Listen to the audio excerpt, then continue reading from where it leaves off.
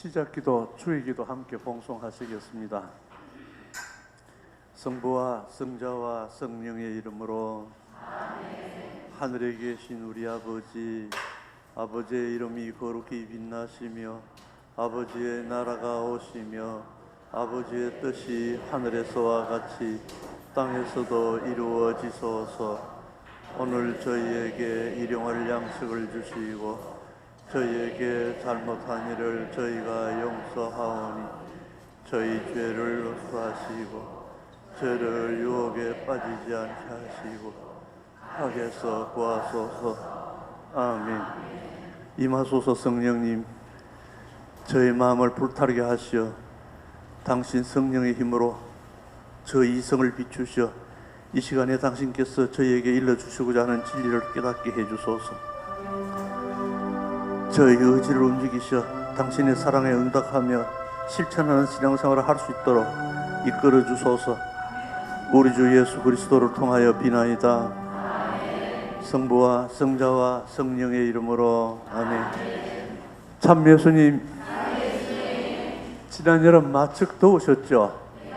그런데 다시 이 건강한 모습으로 다시 뵙게 돼서 반갑습니다.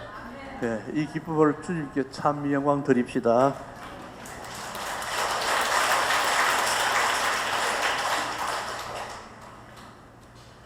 하느님의 섭리는 숙연하셔서 불과 며칠 사이에 아침 저녁 하늘이 가을을 느끼게 합니다. 우리는 가을이 들어서는 첫 9월에 우리에게 위대한 신앙 유산을 물려주신 순교자들의 삶과 죽음을 묵상하면서 오늘을 사는 우리 자신을 성찰해보는 순교성월을 맞이했습니다. 그래서 이 시간에는 그 위대한 신앙 유산을 물려주신 순교자들의 삶과 죽음을 묵상하면서 오늘을 살고 있는 내 자신의 신앙 생활을 다시 한번 성찰해보는 그런 시간을 갖도록 하겠습니다. 우리가 순교자 얘기를 하면서 역사 얘기를 합니다. 역사 얘기를 하니까 순교 얘기는 역사 얘기인 줄 아는데 순교가 역사적으로 일어난 사실이기 때문에 역사 얘기를 하는 것이지 역사 얘기는 순교 얘기가 아닙니다. 순교는 주님의 진리를 어떻게 증거했는가, 그들이 목숨을 바쳐 증거한 진리를 나는 어떻게 살고 있는가를 성찰하는 그런 시간이지, 몰랐던 역사적 사실이나 몇 가지 알고 역사적 지시나 하는 그런 시간이 아닙니다. 그래서 잠깐 살펴보겠습니다. 여러분 잘 아시다시피 우리나라의 박해 기간이 약 100년 동안입니다. 그 약 100년 동안의 박해 기간 속에 어떤 특정 사건, 예를 들면 제사 문제 또는 특정한 어떤 문제 때문에 일어난 박해, 그리고 어느 지방에서 일어난 박해, 이런 것들을 통틀어서 지방 박해 그럽니다. 지방 박해는 20번쯤 일어났고요. 조선 정부가 주도해서 전국적으로 일으킨 박해가 4번 있습니다. 이것을 우리는 4대 박해 그러는데, 그 첫 번째가 1801년에 신유대 박해, 두 번째가 1839년에 기해대 박해, 1846년에 김대건 신부님이 순교하신 병호 박해, 1866년에 병인대 박해, 이것이 조선 정부가 주도한 전국적 박해입니다. 이 박해 사이사이에 지방 박해가 일어납니다. 대표적인 예로 1815년에 경상도 박해, 1827년에 전라도 순우 박해, 또 이 박해 속에 또 작은 박해, 이렇게 일어난 박해가 20번, 이 4번의 큰 박해, 이 박해가 일어났는데, 이 중에 순교 성인은 39년 이후 이때 순교하신 사람만 순교 성인 103명입니다. 우리나라는 할아버지를 놔놓고 손주들이 먼저 성인 되었어요. 그래서 한국교회가 이 할아버지들을 시성해야 될 큰 문제를 안고 있습니다. 그래서 제일 먼저 시작한 것이 이번에 1801년과 39년 이 사이에 순교하셨던 성인들을 중심으로 해서 124위가 복자 위에 올라섰습니다.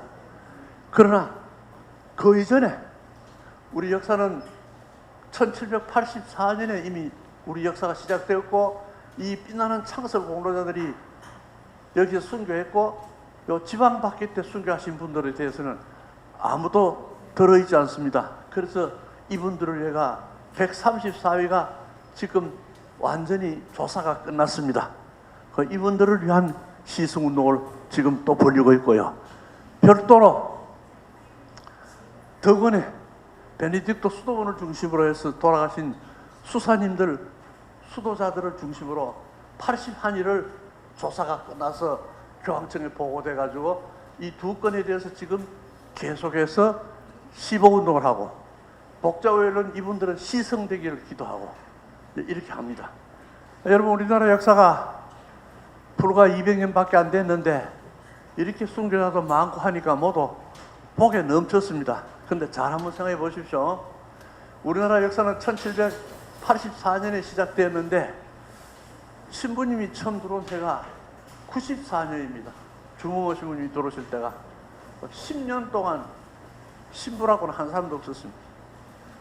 그 다음에 이때 들어온 신부님은 1801년에 음력 4월 19일 날 순교하셔서 또다시 신부 하나도 없습니다. 1834년 마츠피코 유방제 신부님이 들어오실 때까지 33년 동안 하나도 없습니다. 신부 하나도 없습니다. 이분들은 이번에 1839년에 모두 기회받기 때 전부 순교하고, 그 뒤에 1845년에 김대건 신부님이 들어오실 때까지 6년 동안 또 사제 한 번도 없습니다.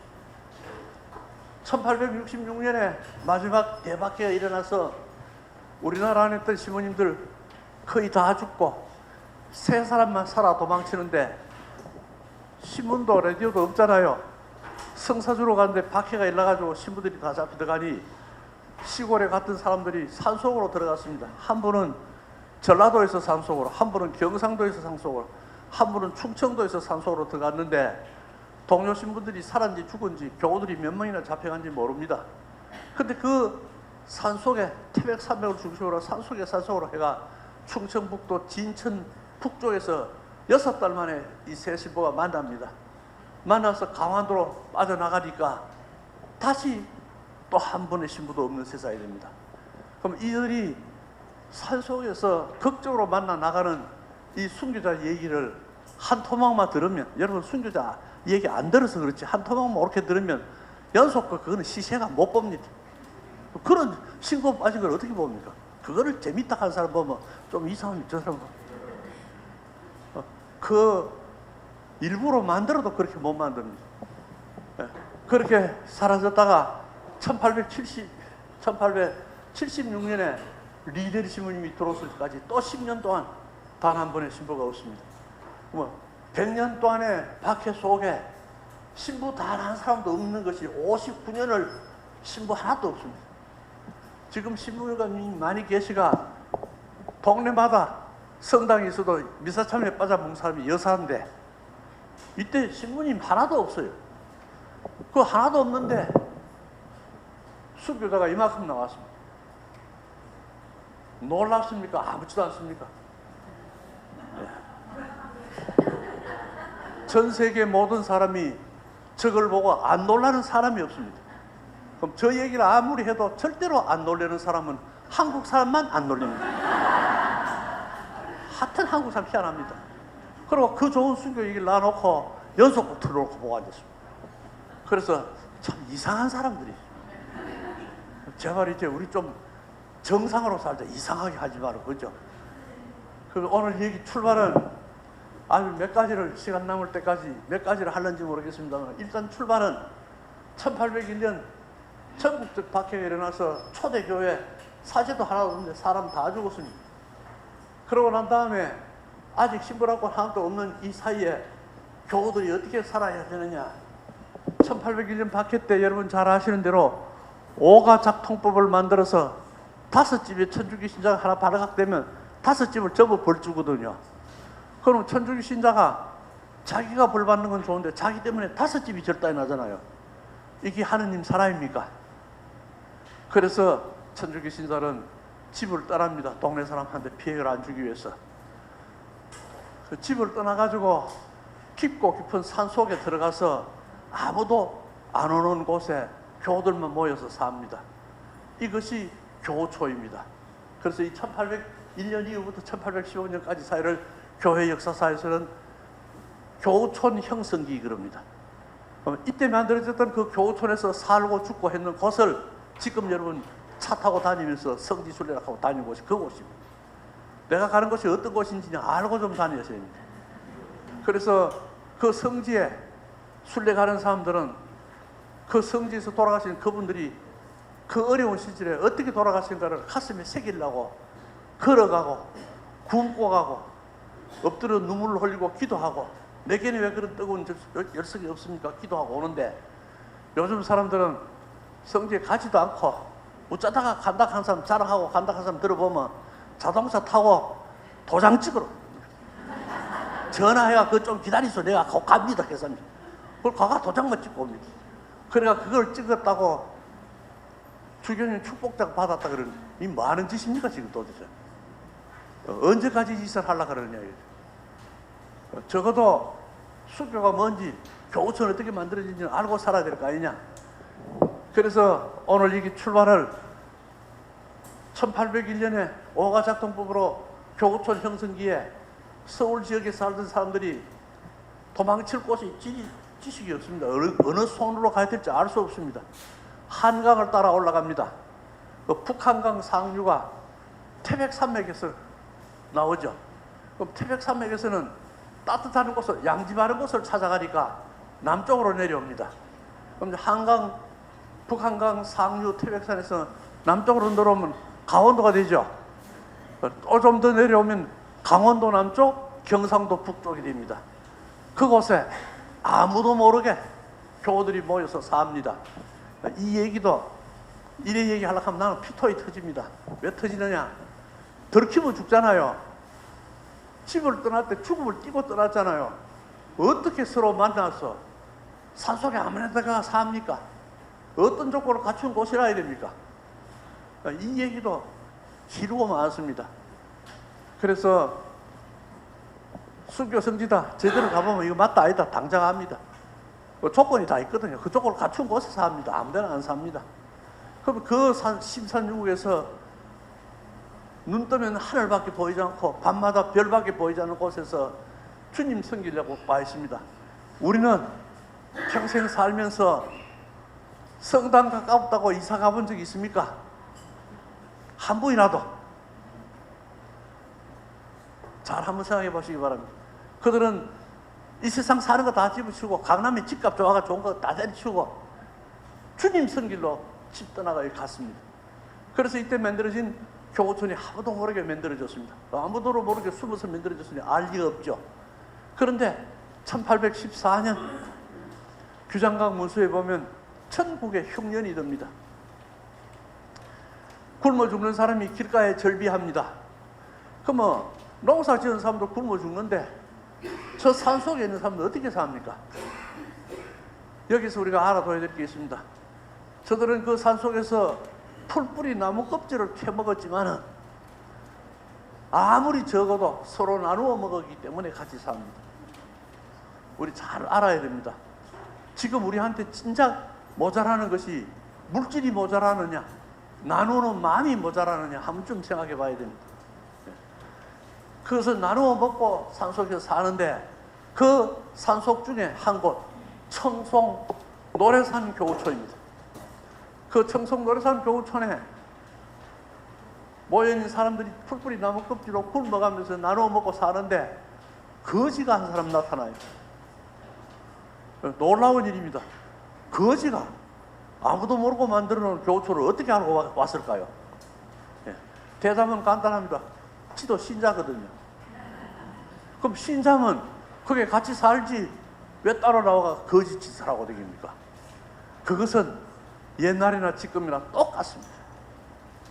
옛날에도 신자락 하면서 교우촌 안 살고 얻어먹고 다니는 놈이 있고 지금도 신자락 하면서 주일 미사만 나오고 아무 데도 안 들어가는 사람이 있습니다.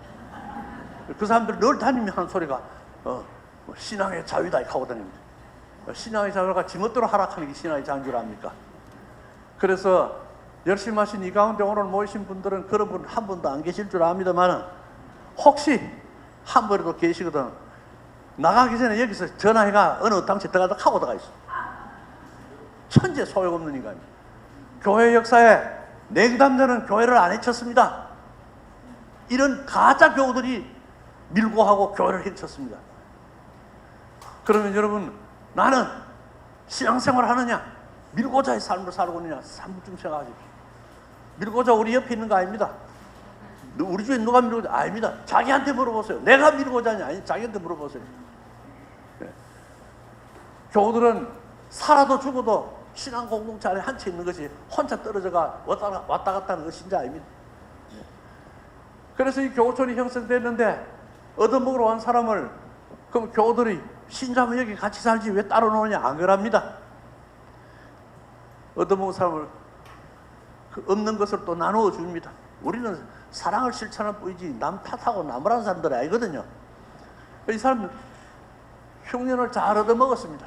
근데 그 흉년 1814년이 점으로서 겨울이 되니 풀뿌리 나무 끝으로 연명하는 사람들이 겨울이 찬바람이 불기 시작하니 먹을 것이 더 없습니다. 근데 교우촌에도 먹을 것이 없다는 것을 얻어먹는 이사가 더 자라합니다. 그래서 여러분 한 가지 알아두십시오. 우리 순교자 이름 다는 못하도 그래도 유명한 순교자 이름 아시고 계시죠? 무섭습니다. 이런 더러운 밀고자 이름도 남아 있습니다. 여러분 내 이름이 어디 남을지 한번 좀 생각해 보세요. 그 밀고자 중에 전치수라는 자가 이제 먹을 것이 더 없다는 걸 알고 가서 못 얻어 먹으니까 여기에 교우촌이 있다는 것을 안동관아에 밀고 합니다. 그리고 자기는 밀고 했으니까 보상금 타먹었습니다. 예나지금이나 부정해서 돈 잘 버는 사람 들어 있습니다. 그렇다고 열심히 노력해서 돈 버는 사람을 미워하란 말은 아닙니다. 그런 사람은 존경해 줘야 됩니다. 그러나 이렇게 못난 사람들은 어느 시대나 늘 있습니다. 그래서 이제 안동관아에서는 노래산 교우촌을 급습하려고 준비를 하는데 예나지금이나 관아를 너무 우습게 보면 안 됩니다. 관아에서는 이 사람들을 알아있다고 덜커덩 잡으러 안 갑니다. 몽땅 다 잡으려고 그럽니다. 언제 몽땅 다 잡으냐? 교우들이 교우촌에 한꺼번에 다 모일 때 가서 한꺼번에 다 잡아야죠. 교우촌 사람들은 옹기 그릇 구러 가고 숯 구러 가고 이거 팔러 가고 다른 교우촌에 연락하러 가고 한 자리에 잘 안 모입니다. 근데 안동관은 그걸 알죠.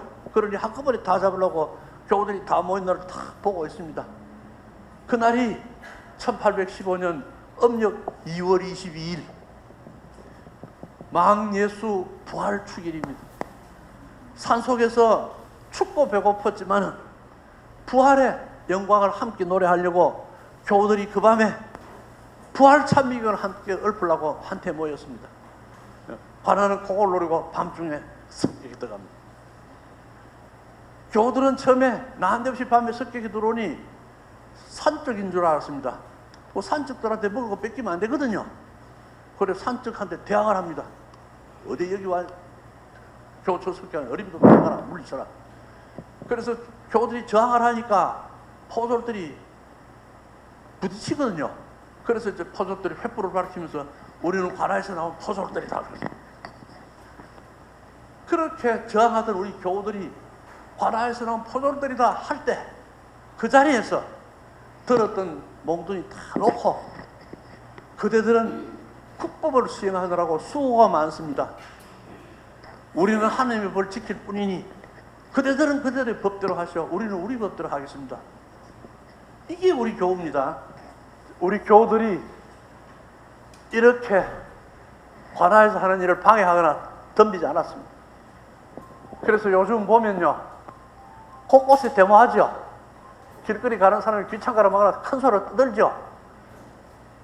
순경들이 무슨 죄 있습니까? 왜 순경들은 왜 때립니까? 우리 교우들 모습을 바로 찾아봐야 합니다. 그래서 우리 교우들은 관아에 잡혀가도 관아의 포졸들이 교도를 존경합니다. 그런 태도니까 어떻게 존경 안 할 수 있습니까? 전부 놓고 그대들 이 밤에 국법 지킨다고 이렇게 수고를 하시니 그 국법대로 해라. 우리는 이제 우리 법대로 할 테니까 마음대로 해라. 그래서 이제 거기 있는 사람을 다 잡아가죠. 예, 그때 참 그 몽땅 잡혀가는데 청송노래산에서 잡혀가지고 시작해 잡혀온 사람들하고 그 다음에 거기에서 밀고를 통해 받은 경상도 북부 강원도 남부에 형성된 교구촌 안동 모래볼 교구촌 호든정 교구촌 우련밭 교구촌 청송노래산 교구촌 4개 교구촌이 넉 달 동안에 습격을 해가지고 잡혀온 사람이 72사람이 잡혀옵니다. 조선시대 72사람을 가둬놓을 만한 감옥이 없습니다. 그래서 이것을 나누옵니다. 상주감령, 안동감령, 경주감령 나눠서 그때부터 엄격한 문초를 받습니다. 문초 받는 얘기는 나중에 잠시 하기로 하고 그 문초를 받으니 굶주린 사람이 매 맞고 문초를 받으니 옥중에서 죽죠. 무명순교자입니다. 또 그 중에는 견딜 수 없어서 배교하고 나간 사람도 있고 72사람이 4개의 감령에서 3개의 감령에서 모진 형벌을 받다가 끝까지 줄을 안 버린 사람이 33사람이 이 사람들이 이제 대구 감령으로 옮겨옵니다. 상급관령이죠. 대구 감령 형벌은 더 혹독합니다. 거기에서 33명 중에 중간에 죽은 사람, 이름 모를 사람 다 알 길이 없고 배교한 사람도 있고 삼복법에 따라서 정식 재판을 받아가지고 사형 판결을 받은 사람이 14사람. 이 14사람 사형 판결해서 이제 사형 집행을 해야 될 거 아닙니까? 그 사형 판결을 받았는데 사형 집행할 때까지 매 맞고 굶어 죽은 사람이 7. 마지막까지 관덕정에서 목 잘려 죽은 사람이 7. 그 속에 본명이 불분명해서 한 사람 제외 13명이 지금 124위 복자 속에 들어있습니다. 그런데 이 사람들 중에 어느 한 사람이 영웅 아닌 사람이 없습니다.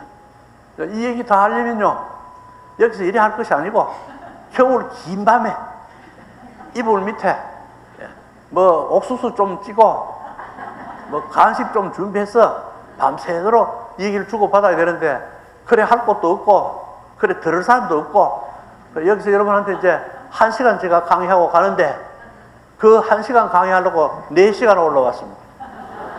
또 1시간 강의 마치면 난 4시간 또 내려갑니다.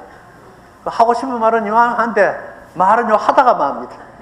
그래서 나는 강의하러 왔다가 가는지 강의하고 가는지 안 하고 가는지 그것도 모릅니다. 너무 안타깝습니다. 그러니까 제발 이 시간만이라도 라이터 성령개비가 없어져가지고 이제 좀 벌리가 이래가지고 좀 들으세요. 자, 이 정식 재판에 회부해서 사형언도를 받은 14사람 중에 여러분과 함께 묵상할 첫 번째 사람요. 첫 번째 사람은 김시우 알렉시오. 예, 이 사람 지금 124위 복자 속에 들은 복자입니다. 이분은 고향이 충청도 사람입니다. 양바입니다. 그걸 공부도 했습니다. 근데 박해가 일어났거든요. 그래 이 사람이 이제 집을 떠나나가야 되는데 이 사람 어릴 때부터 소아마비가 걸려서 지체가 부자유스럽습니다.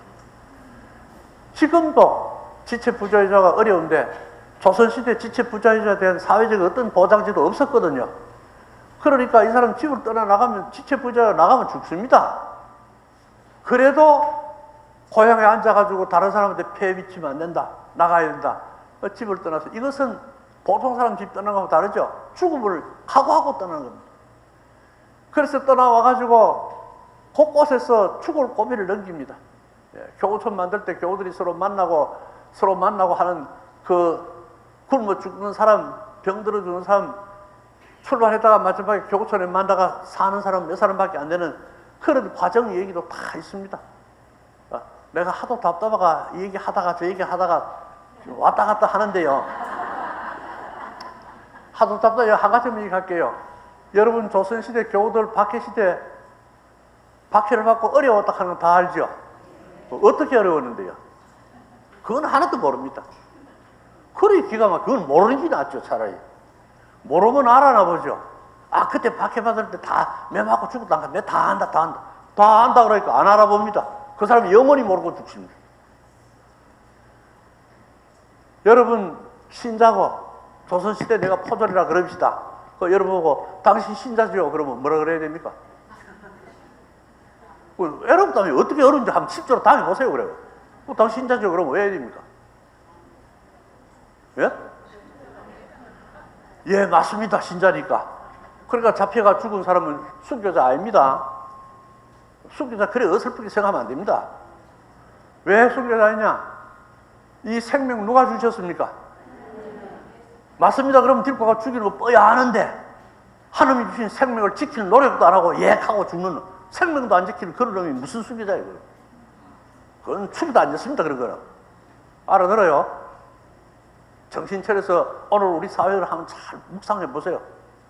이런 것도 지금 구별 못 하고 있는 사회가 되어가고 있습니다. 그렇다고 살라고 아니요 그러면 뭐 됩니까? 배교자입니다. 배교자. 그럼 뭐라고 대답해야 됩니까? 그래서 여러분이 순교로 한 대목만 더 읽어봐라. 한 대목만 많이 많은 것 말이에요. 저렇게 많은 속에 하나만이라도 읽어봐라. 읽어보면 그때 뭐라고 대답하는 사가 대답하는 소리 들어보면 아 이거 사람이 하는 소리가 아니구나 하는 걸 당자가 안다. 성서에 있죠. 너희가 관아에 잡혀갔을 때 무슨 말을 할 것이냐 뭘 할 것이냐 걱정하지 마라. 성서 말이 맞구나. 이 바로 한국 순교자 속에 바로 성서가 바로 이루어지구나 하는 뼈저리게 느끼는데 그 좋은 거 다 놔놓고 연속 그거 와 틀어봅니까? 그거 뭐 틀어봅니까? 하루 답답한 그런 소리 합니다. 어쨌든 그래서 이제 이 교구촌에 어려운 사람들 어려운 대목을 사는데 그럼 저 어려웠던 대목에 그 순교자들이 묘하게 표현하는 대목을 그거 얘기하면 저 얘기도 하고 이 얘기만 하다가 끝이 나는데 그래도 하나도 안 하고 가면 너무 또 답답하니까 하나만 얘기하고 갈게요. 예나 지금이나 포졸들한테 그건 똑같습니다. 15일 이내에 천주교 신자 1인당 5사람도 안 잡아오면 사표 내라 하거든요. 그 포졸들도 천주교 신자 잡으려고 사표 내야 되니까 그 자기들이 언론회가 천주교 신자 잡아내는 온갖 궁리를 다 합니다. 그래서 그 중에 하나가 도시 한가운데 다니는 길목에 십자가를 탁 놔놓습니다. 그리고 길 가는 사람들 줄 서가 지나갈 줄 알고 밟고 지나가래요. 길 가다가 뭐 줄 서 있어요. 왜 서는 거예요? 우리 가는데 포졸들이 있었고 저거 밟고 가라. 그럼 이제 신자는 차마 못 밟을 거 아닙니까? 멈칫하면 네 신자지. 저거 보고 안 돼. 돌아서 도망치면 네 신자지. 잡혀갑니다. 신자는 아무 소리도 못 기가 막히게 자기 차례 올 때 기다립니다. 자기가 그때 자기 차례 올 때 아직 기다리면서 하는 화살 기도가 있습니다. 그게 뭐냐? 살아서 주의 진리를 증거할까요? 죽어서 주님 진리를 증거할까요? 살거나 죽거나 뭡니까? 그래서 살아서 복음을 전할까요? 죽어서 주님 진리를 증거할까요?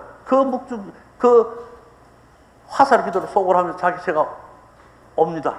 그럼 자기 차례가 오면 자기도 모르게 뛰어갑니다. 뛰어가가 그 길은 바닥에 놔 십자가를 들고 포졸도 코 밑에 갖다 대면서 이게 뭔데 이걸 깔아놓고 밟으라 해요 이렇게 합니다. 그럼 포졸들이 지금 천주교 신자 잡아야 되잖아요. 설명해주면 안 되잖아요. 야 인마 모르거든 놓고 지내가 이러. 예 알았습니다. 그거 놓고 지내가 안 밟고 지내가. 이런 게 사람 머릿속에서 나왔다고 생각됩니까? 김대근 신부님의 생애 속에는 이런 상황이 계속됩니다. 계속. 또 어떤 사람은 너 천주교 신자지? 그러면 그 사람 붙잡고 아이고 아직도 천주교 사람이 있으면 나도 들었는데 천주교가 뭡니까? 그러면 그 설명 뭐 하잖아. 야 모르든 지네가 내한테 천주교 설명이 되냐 하면 그거 좀 맞춰주면 안 되나 하면서 지네가 하면 되죠.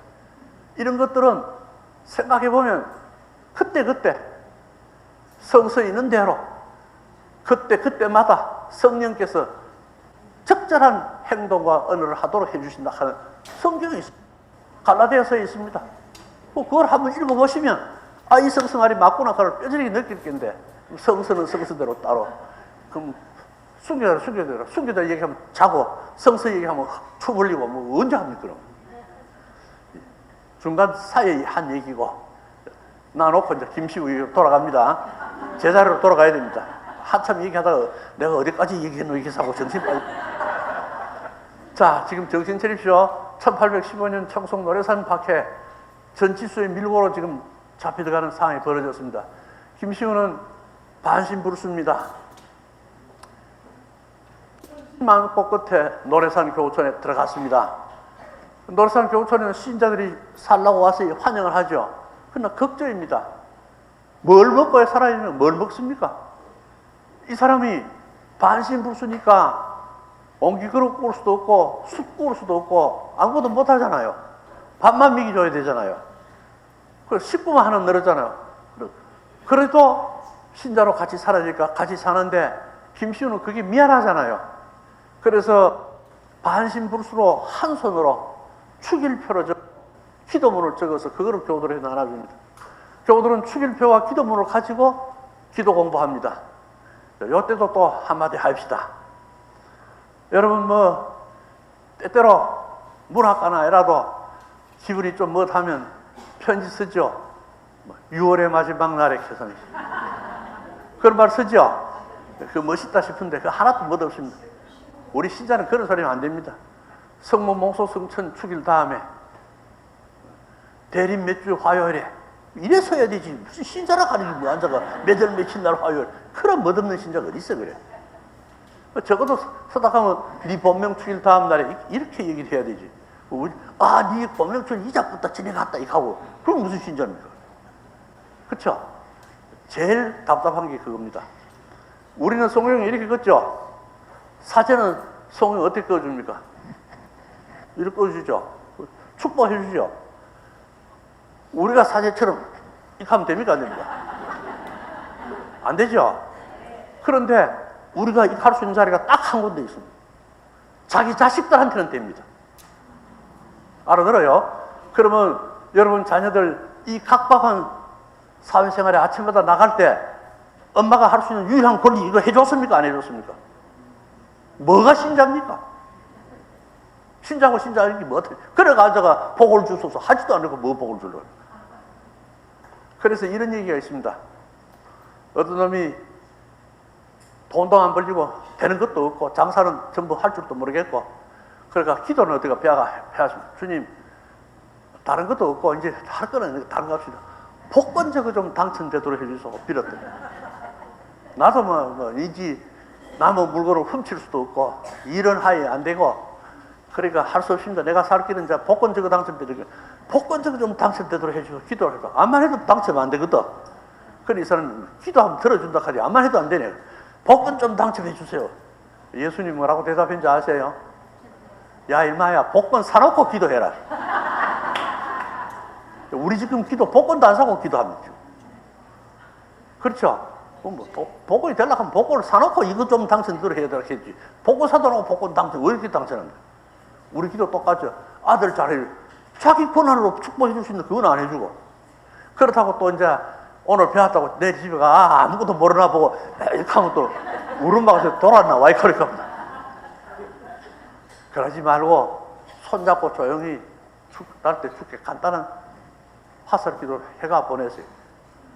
가족끼리 서로 아까 여러분 먼저 서로 인사돼요. 남들끼리 또 서로 인사인데 가족끼리 왜 서로 축복 안 해주고 새날에 오늘 아침에 여러분 지금 축복 따라고 가족끼리 아침 맞은 기 지금까지 몇 아침 지내갔습니까? 안 억울합니까? 너무 억울하죠? 앞으로 놓치지 마세요. 내일 아침에 신앙생활을 있게 뜻있게 잘해야 되지. 대고 아무것도 모르고 뭐 형식이다 해서 그런 소리 하지 말고 형식은 고사고 진실도 모르는 것들이 무슨 형식입니까? 형식. 그래서 이 사람은 축일표를 적어주고 기도문을 적어주면 교우들은 그것을 가지고 기도하면서 나눠 먹고 살았습니다. 그런데 음력 2월 20일 아직도 추운 겨울에 포졸이 들어닥치는데 포졸이다 그러니까 모두 놓고 그대들은 국법을 지키느라고 수고가 많습니다. 포졸도 인간 아닙니까? 극하는 그 사람들은 안락하기 참 미안찮아요. 그래도 국법에 포졸도 묶어가야지. 그냥 들고 같이 같이 갈 수는 없잖아요. 그래서 묶어가는데 묶고다가 보니까 지체 부조유 한 사람이 하나 있거든. 자기도 인간이니까 저거는 봐줘야 되겠다 싶어 모른 척하고 막 성한 사람은 묶었습니다. 그러면 눈치 좀 빠르게 알아채고 숨어야 됩니까? 안 숨어야 됩니까? 김시우는 그때 그 자리에서 소리내 웁니다. 그러니까 포졸이 좀 봐주면 숨어야 되지. 울고 앉았어요. 그럼 당신이 왜 웁니까? 내 교우들을 다 잡아가면서 나는 지체가 부조하다고 안 잡아가니 그것이 설버서 웁니다. 그래서 포졸이 기가 차가 그럼 당신도 저 사람하고 같이 잡혀가기를 원합니까? 이 사람이 그럽니다. 그렇습니다. 나는 죽어도 신앙 공동체 형제들과 죽을 것이고 살아도 신앙 공동체 형제 자매들과 살 것입니다. 여러분 지금 그렇습니까? 어제 아래 우리 시중 석이하고 싸움해가지고 내일 이사 안 나가는 거 아닙니까? 잘 생각해 보세요. 나는 죽어도 저대로 가게 살아도 저대로 가게 그러려고 이 상속에 왔습니다. 그러니까 할 수 없이 묶어갑니다. 그럼 할 수 없이 묶어가겠다. 지체부자유자가 노래산에서부터 산중턱을 내려오는 데까지 여러분 노래산 그게 어디냐면 여러분 혹시 청송 약수터를 아시는 분이면 약수터 앞에 있는 산이 주황산입니다. 그 너미에 높이 솟은 산이 그 노래산인데 그 중턱에 있습니다. 그 상중턱에서 내려오는데 4,500마도 됩니다. 옛날에 여기서 동해안 첫 도시가 기북입니다. 기북에서 40리를 걸어야 기계가 나옵니다. 기계가 다시 40리를 걸어야 안강이 나옵니다. 안강에서 또다시 40리를 걸어야 경주가 나옵니다. 도합 100리길입니다. 옳게 먹지도 못하고 지치듯 부유한 사람이 그냥 가도 못 갈 겐데 묶여가 갈 수 있겠습니까? 김시우는 그 길 절반 이상을 개 끌리듯 끌려왔습니다. 그래서 경주감령에 던져졌을 때 무릎 아래 성한 곳이 하나도 없이 다 벗겨진 채로 그래 신문이 시작할 때 이 사람이 양반이고 글을 한다 그랬잖아요. 제일 똑똑하니까 이 사람이 다 대답을 합니다. 경주 부인이 물으니까 이 사람이 다 대답하거든. 내가 국법을 어기고 어떻게 그 천주교를 믿느냐? 이 사람이 그럽니다. 천주교에서는 부모에게 효도하고 형제간에 우애 있고 나라에 충성하라 했습니다. 어떻게 그걸 안 지키겠습니까? 사또는 임금을 거스릴 수 있습니까? 사또가 임금을 거스릴 수 없듯이 우리도 천지만물을 주신 참 하느님을 거스르지 않는데 어떻게 모빈관이 배신할 짓을 하라 그럽니까? 할 말이 없잖아요. 그러니 경주 부인이 니는 뭐 말을 그래 잘하노? 정말 입을 좀 때리라. 그 입을 맞고 앞니가 다 부러져 나갑니다. 그런 채로 33명 속에 대구감령을 올라옵니다. 대구감령은 더 기가 막힙니다. 옥세상이 그 죄수한테 먹이는 살을 전부 띠먹습니다. 그럼 전부 못 먹죠. 굶잖아요. 그래 놓고는 그 옥 안에 자기 부인을 시키니까 국밥 장사를 시킵니다. 근데 이 사람 죄수들은 국밥 사 먹어야 돼요.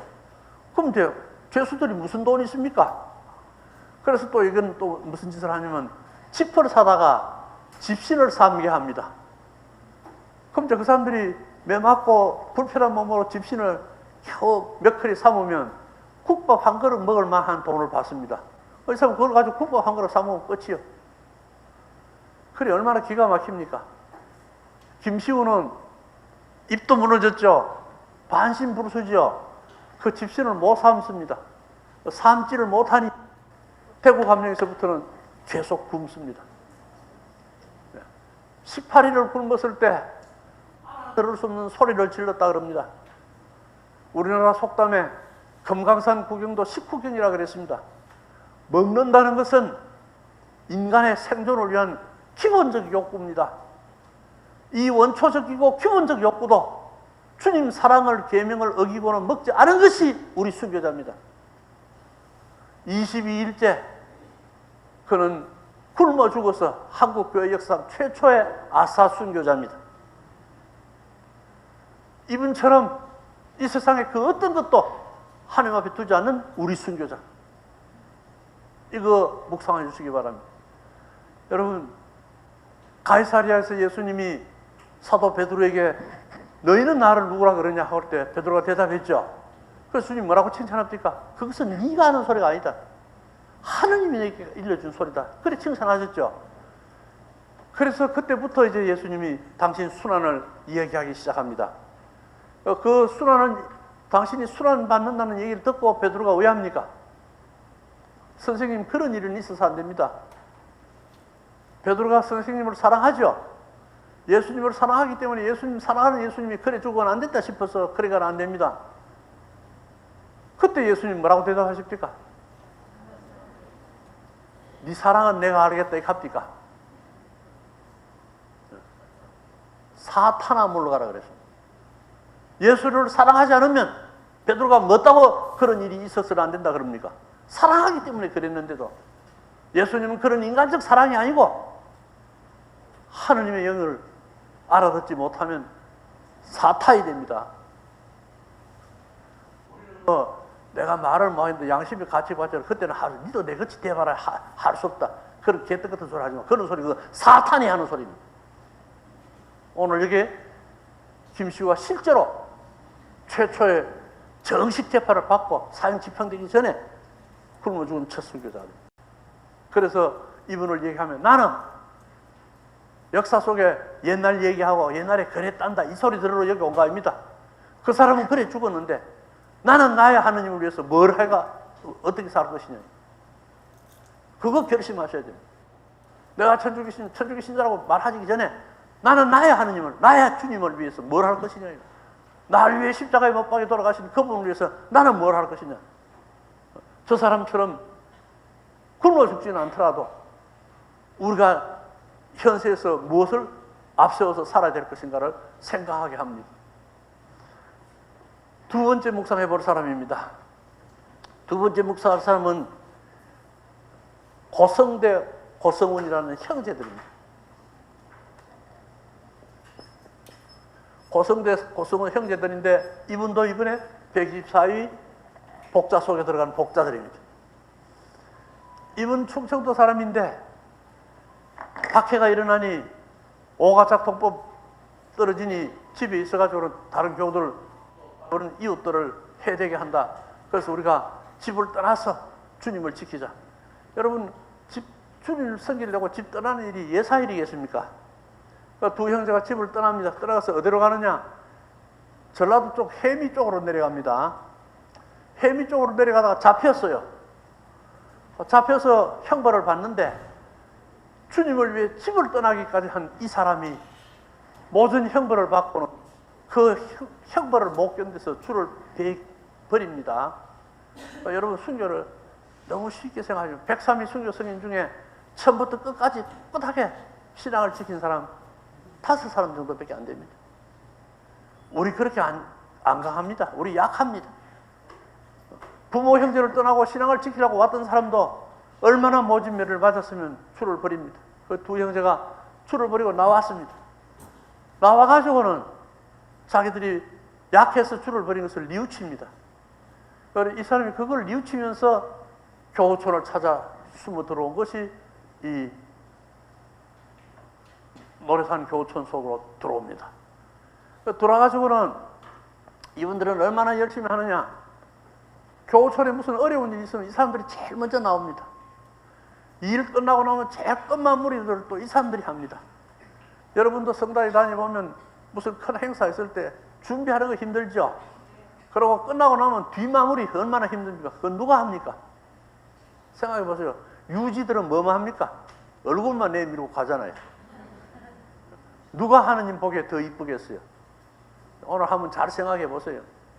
이분은 일이 있으면 가장 먼저 일 끝나면 뒤치다거리 제일 끝까지 마지막까지 봉사를 다 합니다. 그러다 먹을 것이 나오면 먹을 사람은 많죠. 음식은 적잖아요. 그럼 이 사람들 나누어 주다가 모자라면 자기들이 굶어요. 너무나 아름다운 봉사를 합니다. 우리도 이런 봉사 한번 해보면 좋겠죠. 그래서 김종환 회장이 이분들이 너무 굶어가며 봉사하니까 어느 날 불러서 충고를 했습니다. 그대들의 봉사가 눈물겹습니다. 그런데 그 봉사를 끝까지 오래 하려면 제때에 잡숫고 제때 좀 쉬어가며 하셔야 되지. 이렇게 막무가내로 하신 법이 어디 있습니까? 좀 쉬어가며 하십시오. 그랬더니 이 두 형제가 대답을 합니다. 회장님, 저희를 보고 봉사한다고 그러셨습니까? 우리는 봉사할 자격이 없습니다. 저희 보고는 봉사한다 소리 하지 마십시오. 나는 주님 앞에 죄인입니다. 주님 앞에 죄인이 그 죄를 용서받으려면 보속을 하기가 바쁜데 언제 봉사할 시간이 있습니까? 우리는 지금 보속하고 있지 봉사하는 거 아닙니다. 여러분, 주님 앞에 죄 없거든 봉사하면 잘해 보이소. 보속하기가 바쁜데 무슨 봉사예요? 언제부터 우리 교회에 이 봉사 정신이 사라지고 턱도 없는 이제 보속 정신이 사라지고 턱도 없는 봉사 소리만 너무 나와가지고 이제 아무데나 다 갖다 바칩니다. 여러분, 사람이 사는데 청소 안 하고 살 수 있습니까? 그럼 청소는 일상이지. 근데 그것도 청소 봉사. 하나님의 말씀을 안 전하는 게 불행하지 전하는 게 행복 아닙니까? 바오로 사도가 뭐라 그랬습니까? 내가 보고 하나님 말씀 못 전하라 하면 그게 죽을 지기다. 나는 하나님 말씀 전하는 것이 행복하다. 그래서 아름다워라 주님 말씀을 전하러 가는 사람의 발자국 그러잖아요. 그런데 그것도 말씀 봉사. 심지어 뭐 차 좀 태워주고는 차량 봉사. 이러면 봉사 아닌 게 없습니다. 죄 없거든 봉사 잘하이소. 그러나 우리 주님 앞에 홀로 서서 정면을 한번 묵상해 보세요. 그 죄를 용서해 주신 하나님 감사하나요?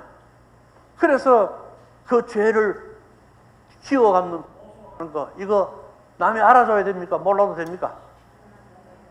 그래서 옳은 소리 하는 걸 왼소리 못으로 하는 거 아닙니까? 봉사 좀 한 사람들은 그럽니다. 내가 뭐 칭찬 들으라고 하는 소리가 아니고 수녀님이 그러면 되나고 신부님은 들어 못 봐가 그럴 수 있지만 수녀님 아시면서 수고했다 소리도 한마디 없더라. 내가 칭찬 들으라고 한 건 아니지만 그 소리가 칭찬해달라고 소리지 뭡니까 그거?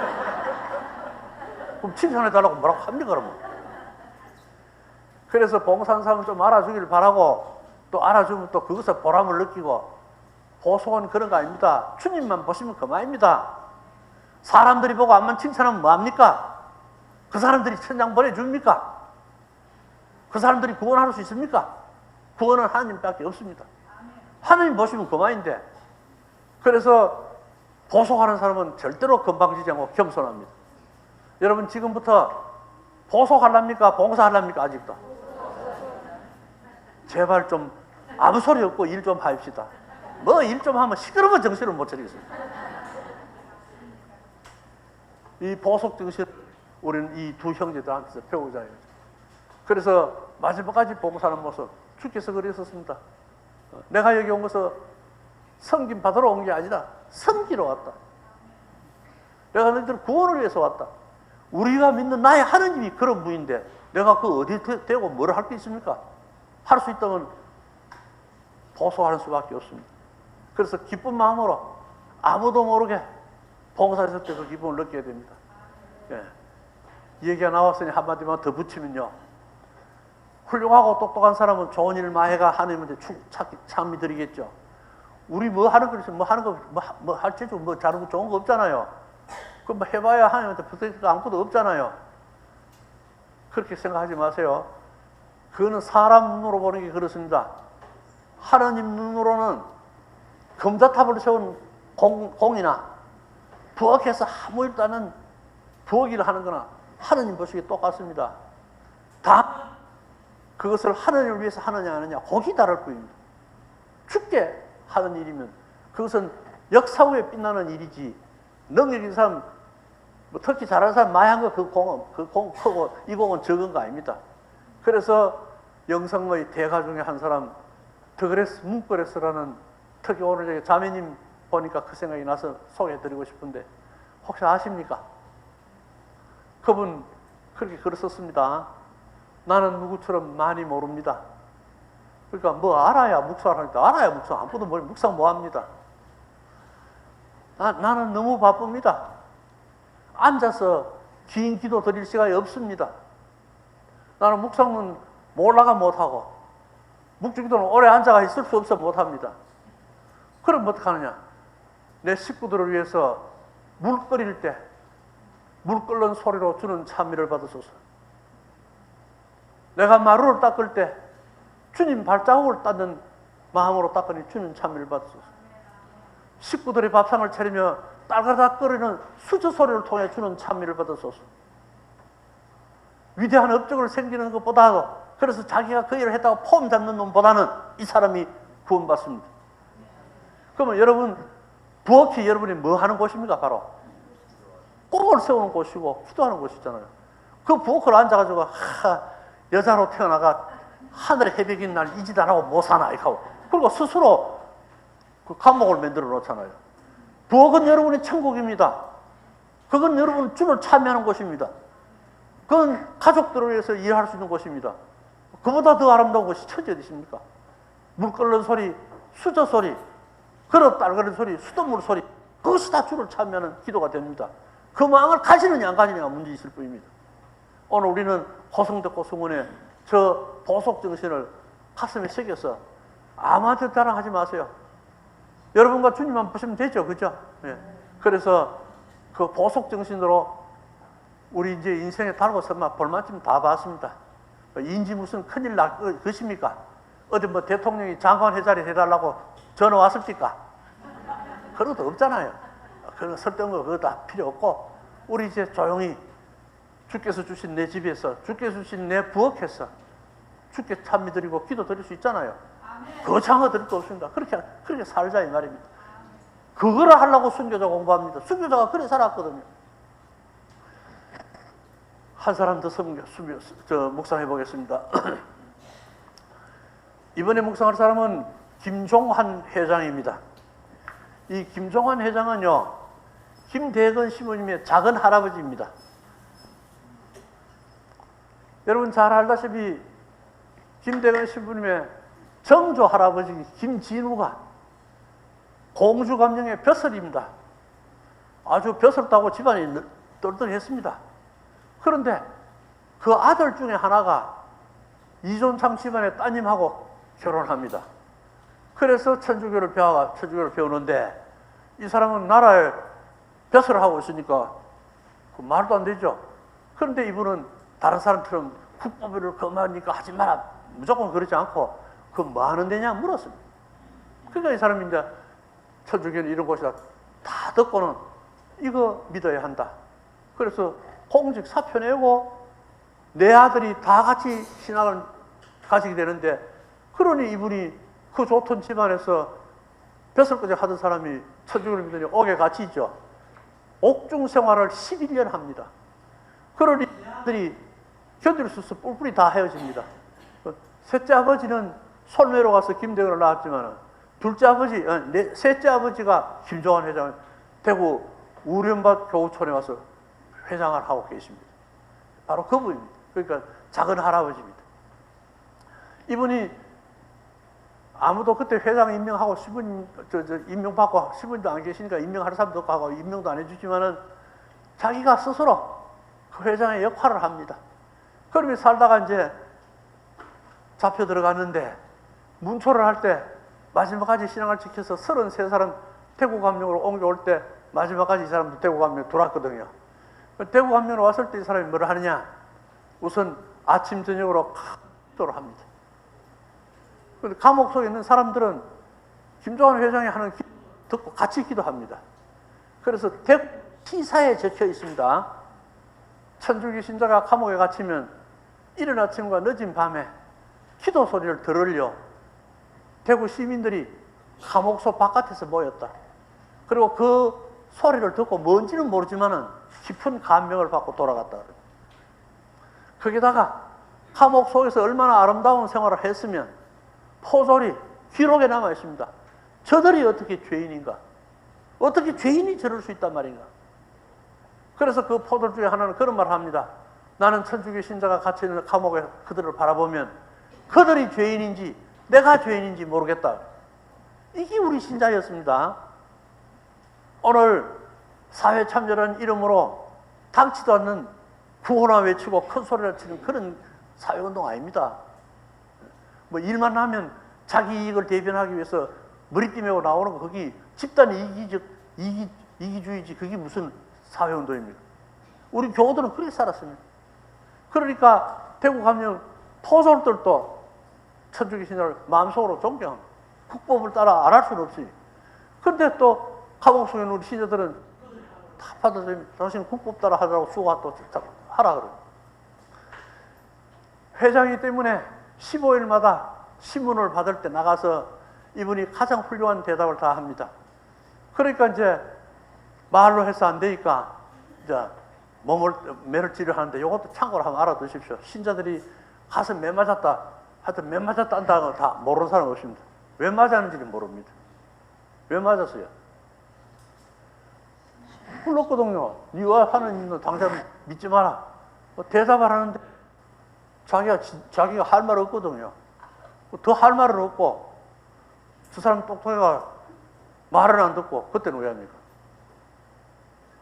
그래도 잘 말할 것 같으면 집에 한번 생각해 보세요. 집안의 큰 일은 남자들이 잘하죠. 집안의 짠짠한 소소한 일들은 자매님들이 더 잘하잖아요. 근데 그 소소한 일을 자매님들이 했는데 남자가 소소한 내용도 모르고 폼을 잡고 이래라 하는데 부인들이 다 아는데 그래 할 수 있습니까? 아이고 여보 그러면 안 되고 이래야 됩니다. 하면 하면 될 텐데 내가 하라는 대로 해라 이렇게 하면 됩니까? 뭐 하는 대로 하면 안 되는데 그러면 안 됩니다. 하면 본인은 세워야 되겠고 말은 안 듣고 그때 때리잖아요. 폭력은 정당성을 잃었을 때 나오는 게 폭력입니다. 우리 신자들이 감옥 속에서 신앙 고백을 하니 들어보니 할 말 없거든요. 나라에서는 뭘 하도록 잡으라 하지. 들어보니 할 말은 없지. 그러니까 이제 때리는 거예요. 그 모진매를 맞으면 김종환 회장은 모진매를 맞고 어버립니다. 의식이 없으면 피투성에 된 의식 잃은 이 사람을 감옥 속에 들여놓죠. 그럼 이제 감옥 안에 있는 신자들은 회장님이 피투성이 돼가 의식을 잃고 들어오니 죽었는지 사는지 모르잖아요. 그래서 회장님 불러도 대답이 없습니다. 그 불러도 대답 없고 죽은지 산지 모르겠고 그래 앉아가 자기들끼리 앉아가 교리 얘기를 합니다. 그러면 아무 대답 없던 회장님이 교리 얘기만 하면 고개를 들고 큰 소리로 대답을 합니다. 그때부터 교우들은 김종환 회장님이 mem하고 들어오면 회장하고 안 부릅니다. 좀 계시다가 가면 좀 앉아 쉬도록 나놨다가 교리를 물어봅니다. 대답 안 하면 정신이 안 들고 교리가 물으면 고개 들고 대답을 합니다. 여러분은 예사로 그랬는가 보다 이렇게 생각하죠? 잘 한번 생각해 보세요. 우리 입으로 말하는 거 뭐 하려고 말합니까? 주님 진리 전하고 복음 전하려고 말하는 거 아닙니까? 김종환 회장은 벌써 그 추구보 경지에 들어서서 주님 교리 이외에는 말 안 하잖아요. 우리 지금까지 주님 교리는 잘 안 하고 억울하다고 내 속을 누가 알아주고 하고 댕기고 또 뭐 옆에 사람 뭐 얘기할 때 또 그냥 하면 또 괜찮지. 흉이 아니라 얘기인데 하면서 내용이 흉인데 무슨 얘기가 그런 일이 어디 있어요. 안 해도 될 소리 수다 했죠. 김종환 회장 매로 주님 진리 위에는 말 안 할 수 없습니까? 오늘부터 한번 생각해 보세요. 이제 나는 설득 소리 안 한다. 주님 진리를 전하려고 내가 말 배우고 말하지 진리도 못 전하는 말 왜 합니까? 그래서 김종환 회장에서 우리 그 영성을 묵상하려고 순교자 얘기하지 뭐 김종환 회장이 몇 살 때 어디서 죽었고 그거 공부하려고 하는 거 아닙니다. 하도 답답해서 이런 얘기 하는데 우리나라 처음으로 영성 입교 한 사람이 누굽니까? 예? 그거 알죠, 그죠? 그거 알았을 때는 몰라는 사람하고 뭐가 틀립니까? 그거 왜 알아야 됩니까? 신전을 알아가, 그 뭐, 아무 소용도 없는데요. 그 몰라가 손에 든 건 뭐 있습니까? 알아가 뭐 어떻게 보고 있습니까? 그러니까 이런 지식들을 우리는 지식이라 안 그러고 지식 쓰레기통이라고 그럽니다. 진리는 하나라도 바로 알고 그것을 주는 뜻을 묵상하고 살아야 되지. 뭐 이성훈이 처음 영세 받았다. 그거 알아봐. 이성훈이 크라몽 신부님한테 가서 세례를 받을 때 국경에 머물 수 있는 기간이 한 달뿐입니다. 한 달 만에 영세 달라 그러니까. 크라몽 중에 예비신자 6개월을 해야 되는데 한 달 만에 돌아가 줄 수 있습니까? 그래서 안 된다 할 수는 없고, 그 뭐라 하느냐? 천주교 신자는 영세 받는 게 문제가 아니다. 영세 받았다 하면 그때부터 정교해야 되고, 그냥 정교만 하는 게 아니라 정교했는 것을 1년에 하면서 보고해야 된다. 네 사국가가 어떻게 정교할 것이며 정교 한들 주고 나한테 어떻게 보고할 것이냐. 안 된다 이 말 아닙니까? 그러니까. 근데 이성훈 선생님이 그 자리에서 하겠습니다. 하겠다는데 어떡합니까? 그래서 두 번째 한 얘기가, 너희 나라는 보면 남자들이 정부인 두고 첩을 두대. 첩을 많이 둔 사람이 다 그래도 더 알아주는 남자, 능력 있는 남자더라. 첩들 중에서 얘기에 능하면 그건 아주 훌륭한 남자로 인정받다. 너 사회 그렇지 않나? 그렇습니다. 니도 그렇지, 나도 그렇습니다. 천주교는 일부 일처제도다. 안 된다. 이성훈이 그 소리 듣고 성도 안 나오신다. 3, 4일 지나고 이제 한국으로 돌아올 날짜가 다 돼 갔을 때 매우 초췌한 모습으로 버리고 들어온 사람이 이성훈을 안다면, 나는 지금 이 세상에 세속적인 뭐를 버리고 이성훈처럼 살아야 될까? 그거를 생각하기 위해서 이성훈을 알아야 되지. 그거를 생각하고 대고 이성훈 아는 그 성지가 도장이나 찍고 달아가는 거하고 뭐가 틀립니까? 그런 성취를 왜 합니까? 그러니까 세계 사람이 다 놀래도 한국 사람은 안 놀리지. 성인이 103년 이상이 자기 조상 귀한 적도 모르고 살지. 그래서 제발 제정신을 가지고 좀 살아야 되겠다. 이분이 매 맞고도 주님 일 얘기는 얘기 안 하죠. 아침 저녁 기도 소리 큰 소리를 하니까 그 사람이 어디십니까? 이 사람이 자기 형님, 그러니까 김대근 신부님의 큰 할아버지한테 보낸 옥중 서간이 있습니다. 그 서간을 한국 교회사를 쓰신 프랑스의 달레라는 신부님이 한국 교회사 중본에 전문을 그대로 인용합니다. 와, 한 사람의 편지를 역사 속에 이렇게 전문을 이용하느냐, 그만큼 의미가 있기 때문입니다. 그 편지 내용은 다른 말씀은 못 드리니까 그 중에 몇 가지 중요한 부분 말씀을 드리겠습니다. 처음에가 이렇습니다. 내가 감옥에 갇혀서 어려움을 겪고 있던 걸 알고 형님이 기도해 주시는데, 그 나를 위한 기도를 아직도 이 세상에서 뭐를 할 수 있도록 비는 기도라면 그런 기도는 하지 말아 주십시오. 여러분 지금 기도 드린 것 중에 이 세상에서 뭐를 위해서 기도 많이 드렸죠? 그거 하지 말면 뭐 기도 드릴 게 있습니까? 우리 그 기도 시간 길게 애먹을 필요 없어. 그런 쓸데없는 기도 안 하면 뭐 다 해결합니다. 이분 그런 기도 하지 마십시오. 다만 이곳에서 어떠한 고통이 있더라도 이것 때문에 주님의 사랑을 배반하지 않도록 비는 기도, 그것을 혈육예정으로 청하니 간절히 청합니다. 그러면 이 감옥 속에서 어떤 것이 고통스러운가, 그걸 형님이 아셔야 절실히 기도를 해 주실 거 아닙니까? 그래서 그 몇 가지를 소개합니다. 그리고 하시는 얘기가, 우리는 15일마다 시문을 받고 매를 맞습니다. 모두가 상처나고 상처투성입니다. 그런데 여러분, 상처난 몸은 고통을 견디려면 몸을 좀 뒤척이면서 견뎌야 될 거 아닙니까? 근데 감옥이 너무 좁아서 내가 몸을 덮치기면 옆 사람은 상처를 건드립니다. 내가 옆 사람이 상처를 안 건드리려면 상처 입은 몸으로 한 자세로 그냥 오래 있어야 된다. 여러분, 상처 하나도 없는 맨몸으로도 한 자세로 오래 한번 있어 보세요. 됩니까? 근데 그 상처 입은 몸으로 한 자세로 오래 있는 거, 이거 힘듭니다. 또 둘째로는, 매를 맞아서 먼저 맞은 매는 코로 넘기고 새로 맞은 상처는 선혈이 낭자한데 아무런 치료를 할 수 있는 방법도 없고 약도 바르지 않고 그 썩어가는 상처를 그냥 보고 있는 거, 이거 괴롭습니다.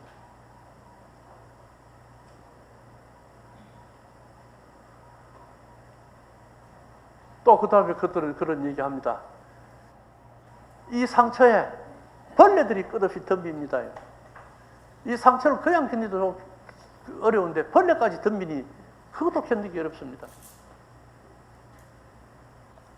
이 상처에서는 피고름이 흐르는데 그 피고름과 진이 흘러서 멍석바닥을 적시고 그 멍석바닥에 피고름이 엉긴 멍석이 썩는 냄새가 코를 찌릅니다. 그 냄새를 견디기가 또 어렵습니다. 어느 것 하나 어렵지 않는 게 없습니다. 그런데 이 모든 고통 중에 가장 견디기 어려운 고통이 있습니다. 그것은 배고픔입니다. 이거 한번 경험 안 해보면 모를 것 같습니다. 우리는 생각에 배고픔 가면 한 살 많은 게 낫다 싶죠. 배고픔을 더 견딜 수 어렵다. 그래서 그분 그렇게 썼습니다. 내가 너무 배가 고프면 피고름에 섞고 있는 멍석자락을 뜯어서 씹으면서 이 배고픔 때문에 주를 버리지 않게 해달라고 빕니다. 그러니 이 고통을 이기고 주의 사랑을 배반하지 않도록 그것을 혈육의 청합니다. 우리 중에 누가 이런 인내를 가지고 교회와 하느님을 위해 봉사할 수 있겠습니까? 흔히들 그럽니다. 봉사 한번 해볼까 싶어가 나와십니다. 또는 뭐 수녀님이 마침 내보고 하락해가 그래가 나와십니다. 제발 그런 덩신 같은 소리 좀 하지 말고 주께서 여러분을 위해서 십자가에 못 박혔잖아요. 나를 위해서 십자가에 못 박히신 주님이 나를 불러셔서 왔다. 그 소리 좀 못합니까? 그래서 그 주님한테 갔는데 누가 잘하니 못하니 그런 거는 나하고 관계 없다. 뭐 칭찬해도 그만 안 해도 그만 그거 아니다. 나는 내 주님이 불러서 나를 위해 십자가 박히신 내 주님을 위해서 간다. 그 하나의 신앙심이 그렇게 어렵단 말입니다. 그게 우리 순교자들의 신앙인데 우리가 바로 저 순교자들의 후예인데 그거 묵상하고 그거 생각하려고 이 자리에 모였습니다. 근데 순교자 얘기만 한다 하면 순교자들 다 들었다 다 안다 하고 하나도 모르면서 다 안다 그럽니다. 김종환 회장은 옥중에서 그런 인내를 하고 돌아가셔서 지금 그 성인 품에 올라와서 계십니다. 성인이십니다. 그래서 우리들에게 신앙유산을 물려주신 이런 분들의 순교자 얘기를 마음속에 새기면서 오늘 모쪼록 나를 그 여러 뭐든지 할 수 있는 이 시간에 특별히 이렇게 불러서 우리는 뭐 매 수요일마다 하면서 익히 사지 말고 매 수요일마다 한다고 내 마음대로 옵니까? 주께서 허락하셔야 나오는 거지.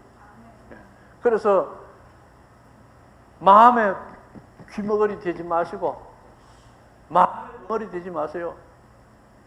들어야 할 말 주님의 복음 들어야 되고 듣지 말아야 할 말 듣지 말고 주님의 진리 해야 할 말 하고 안 해도 될 말 좀 하지 말고 김종원 회장님이 그 모습을 우리에게 보여주셨습니다. 이제 여러분 인생 살만큼 사셨습니다. 다르고 설만 알만큼 아십니다. 이제 남은 생에 이거 주님만을 위해서 쓸 수 있지 않겠습니까? 아무도 몰라도 내 혼자 결심하면 됩니다. 그래서 그것을 주께 매일매일 주께 선물로 드리면서 사는 그 멋진 아름다운 삶을 한번 살아볼랍니까? 안 살아보고 싶죠? 예. 왜 우리라고 못 걸어가겠습니까? 날 위해 십자가 돌아가신 주님이 나를 부르시는데 왜 못 걸어가겠어요? 이제 시간이 남았기 때문에 예, 됐습니다. 감사합니다. 시간이 남았기 때문에 우리들에게 위대한 신앙 모습을 보여주신 회장님 한 분만 얘기하면 시간이 딱 맞지 싶습니다. 회장님 한 분 얘기하겠습니다. 103위 순교 성인 중에 1번이 누굽니까? 그것은 뭐 1번이 누구든지 그건 중요한 거 아닙니다. 그래서 말이 나서 이 말이지. 1번은 김대건 신부, 2번 정하상, 그리고 3번은 마 모릅니다. 마야 안다 해도 1번, 2번. 103번은요. 다 모르죠. 그러니까 우리가 아는 것입니다. 그래도 안 알아도 되는 건 물어도 다 합니다. 뭐 궁중에서 임금님 사랑받아가 빈까지 올라가가 쇠도 부린 사람 누굽니까? 그 장이빈하고 다 앉아 연속구에 나오니까 그런 거는 몰라도 됩니다. 그건 천당하는데 지장 없습니다. 지금 말씀드리고 싶은 이 사람 103위 성인 중에 88번 성인입니다. 그런데 이분은 양반이고 부자고 그러고 뛰어나가 재주가 있습니다. 그럼 여러분 참고로 알아두십시오. 조선시대 과거 시험 봤던 거 아시죠? 과거 종류가 많습니다. 제일 밑에 하바라기 과자, 과거. 이걸 지방시 그럽니다. 지방시의 합격만 해도 이름을 초시라고 불러줍니다. 여러분 박경리 소설 토지 보셨습니까? 다행입니다. 그게 윤초시 나오죠. 그거 지방시 합격한 놈입니다.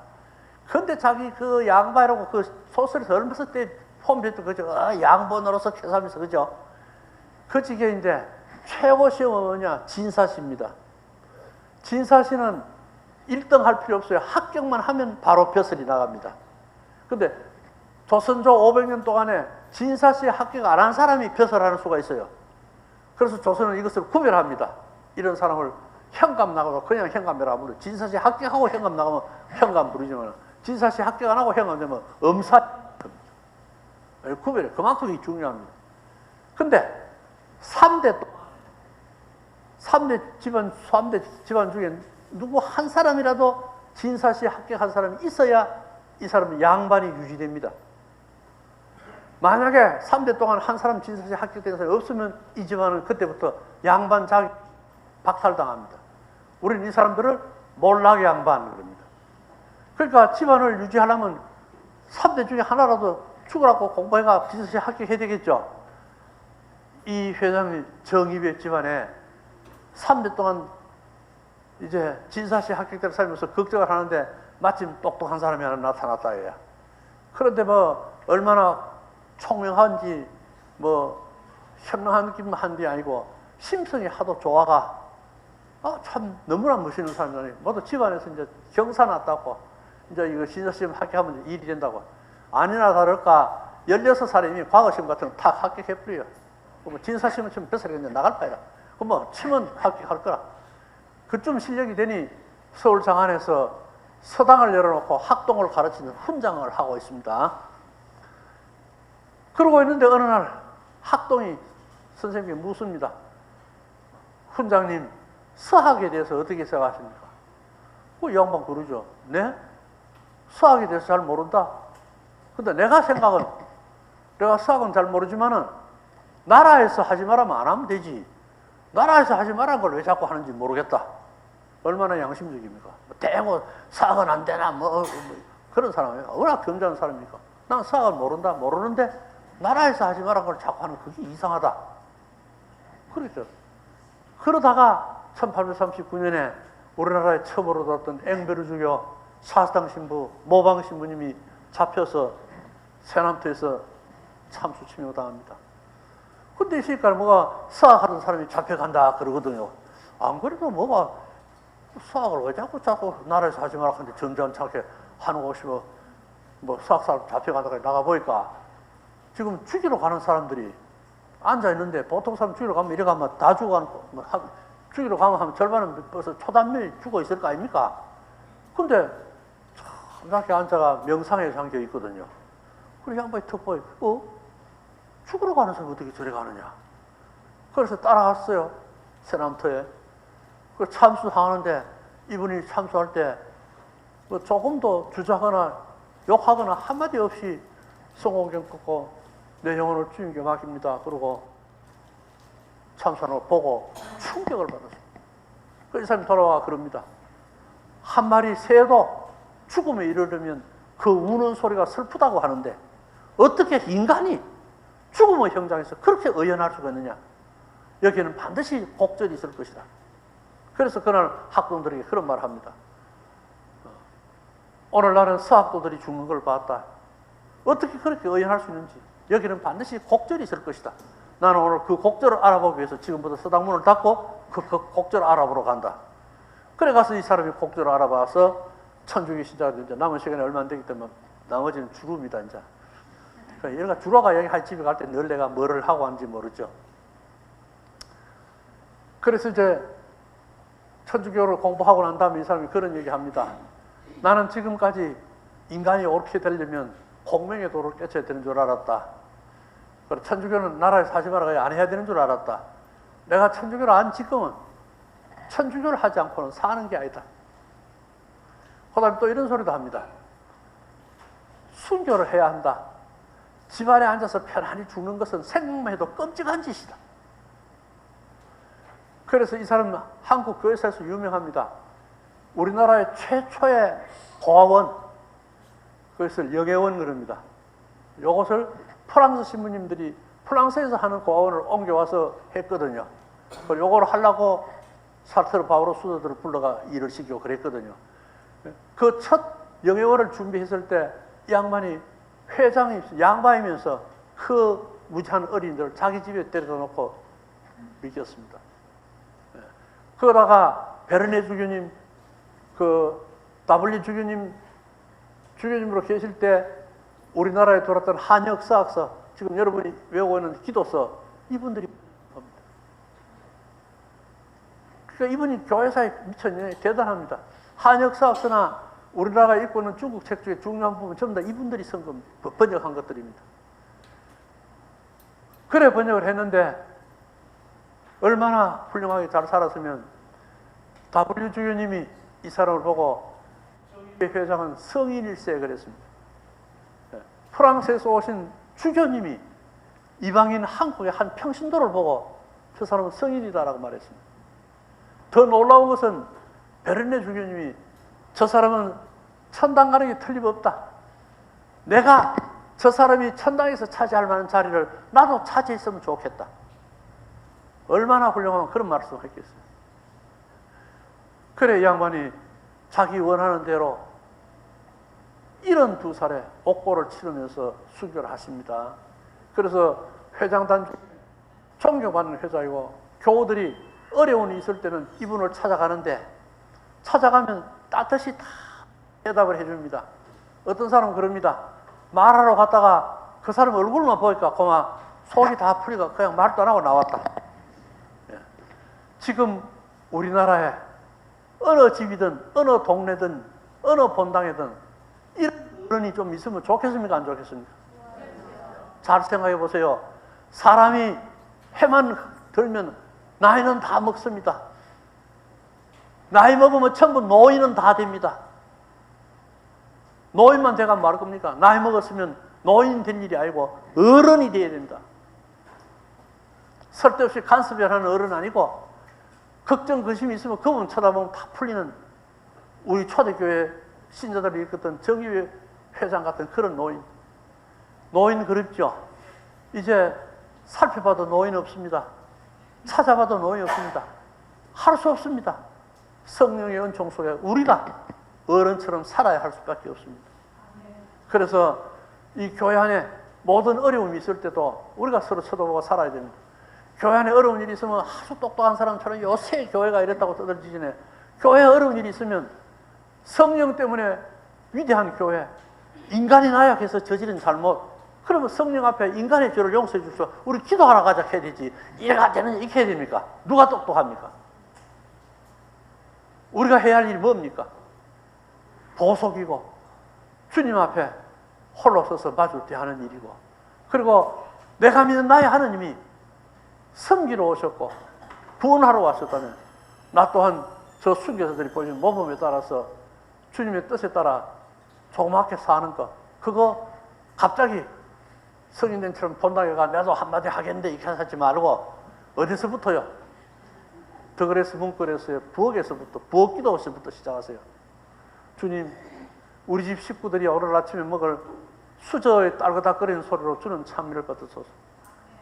일하라고 하는 내 자식한테 부모로서 내가 주님께 축복받은 권리로 축복해주고, 저녁에 돌아오는 그 소리를 주님 은총 안에 감사드리면서 함께하고, 그래서 가정이 튼튼하게 되고 내가 주님 따라 어른이 그리운 오늘의 세상에 나이 들어 노인만 되지 말고 나이 들면 어른이 될 수 있도록 성숙한 신앙인으로 살 마음을, 또 그 살 수 있는 은총을 오늘 하루 주께 청하는 그런 날이 되기를 바랍니다. 아멘. 대단히 감사합니다.